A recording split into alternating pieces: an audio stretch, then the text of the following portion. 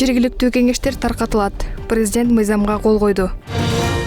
Кыргызстанда 1000ден ашык айылда таза суу жок экени айтылды.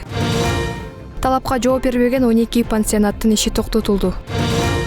Аймактык административдик реформанын алкагында жергиликтүү кеңештер таркатылат. Бул тууралуу президенттин маалымат кызматы билдирет. Ага ылайык өлкө башчы Садыр Жапаров административдик аймактык реформанын алкагында айрым мыйзам актыларына өзгөртүүлөрдү киргизүү жөнүндө мыйзамга кол койду. Ал жогорку кеңеш тарабынан 20-июнда кабыл алынган мыйзамда жергиликтүү кеңештин депутаттарынын ыйгарым укуктары такталып, мөөнөтү 5 жылга чейин узартылган.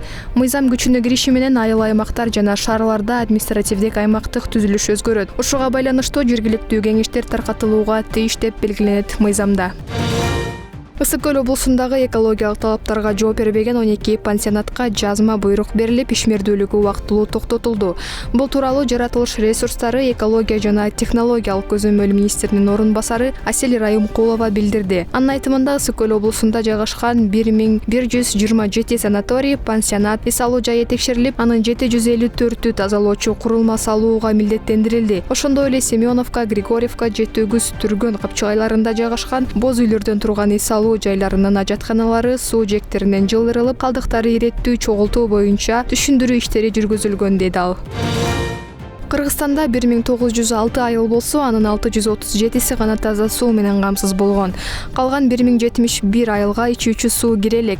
Учурда өлкө боюнча 260 айылга таза суу киргизүү программасы иштеп жатканын Суу ресурстары, айыл чарба жана кайра иштетүү өнөр жайы министрлиги билдирет. Суу ресурстары, айыл чарба жана кайра иштетүү өнөр жайы министри Бакыт Төрөбаев таза суу менен камсыздоо ишин тездетүүнү тапшырды.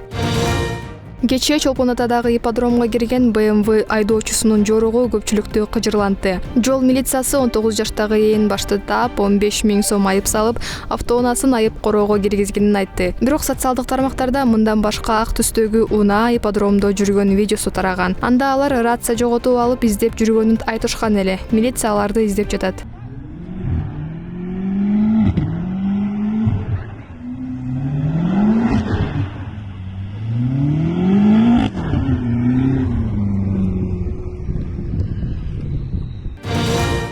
Жыйырма 9 июлдан Дайыр Асанов атындагы Кыргыз улуттук аскер лицейине кабыл алуу иш-чаралары башталды. Бул тууралуу Коргоо министрлиги билдирет. Билим берүү мекемелеринен 9-классты бүтүргөн, медициналык кароодон өткөн кандидаттар дене тарбиялык даярдыгы жана жалпы билим берүү сабактары боюнча сынактарды тапшырат. Бул жылы аскер лицейи 120дан ашык тарбиялануучуларды кабыл алууга даяр.